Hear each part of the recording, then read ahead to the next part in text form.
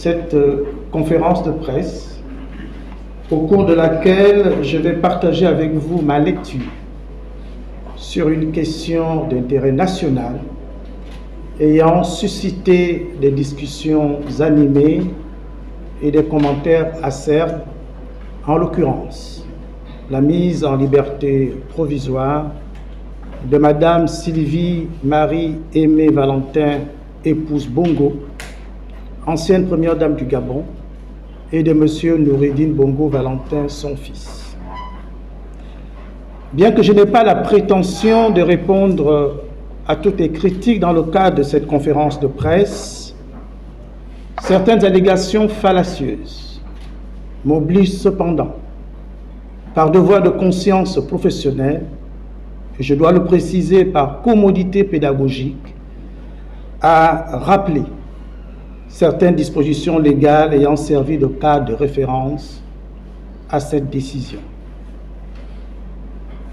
Il est écrit dans la Bible, je cite, « La langue des sages fait valoir la connaissance, mais la bouche des sots fait jaillir la folie. » Dans Proverbe 15:2.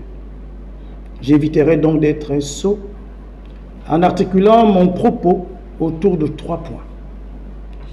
Je rappellerai d'abord les dispositions du Code de procédure pénale applicables en l'espèce. Ensuite, je convoquerai les principes éthiques et déontologiques qui encadrent l'exercice des métiers judiciaires tant en France qu'au Gabon. Enfin, je tenterai d'expliquer de façon sommaire les fondements ontologiques et historiques de l'attitude condescendante de certains Occidentaux à l'égard des Africains. Voilà brièvement résumé l'ossature de mon propos de ce jour. Sur le premier point, je voudrais rappeler qu'au terme des dispositions de l'article 143 du Code de procédure pénale, la mise en liberté provisoire peut être demandée à tout stade de la procédure par l'inculpé, l'accusé ou son avocat et en toute période de la procédure. Cela signifie qu'une personne placée en détention préventive où son avocat peut, avant ou pendant le procès, demander sa mise en liberté provisoire. En dépit donc de la gravité des faits ou de la lourdeur des charges, le juge d'instruction, la chambre d'accusation ou la juridiction de jugement peut faire droit à cette demande. Si les conditions édictées par l'article 132 du Code de procédure pénale sont réunies. Je me permets d'indiquer que lorsque la mise en liberté provisoire est accordée, elle n'est nullement assortie d'une quelconque mesure d'interdiction de sortie du territoire. Mesdames et messieurs, comme vous l'avez pu le constater et noter, en droit pénal gabonais, les notions liberté provisoire et détention provisoire existent bel et bien. À titre d'illustration, les articles 138, 139, 141, 143 et 144 du Code de procédure pénale font état de la liberté provisoire et non de la liberté tout court.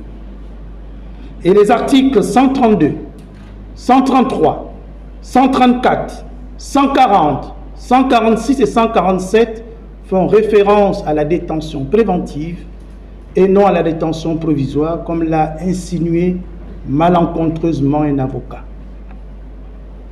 Si ce dernier avait pris au préalable la précaution élémentaire d'aller parcourir le Code de procédure pénale gabonais, comme le ferait même un avocat stagiaire, il ne serait pas venu débiter des inepties juridiques sur la place publique.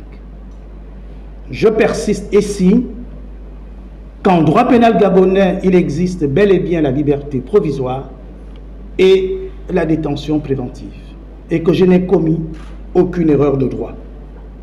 On voit à quel point il s'est ridiculisé lui-même en voulant ridiculiser la justice gabonaise.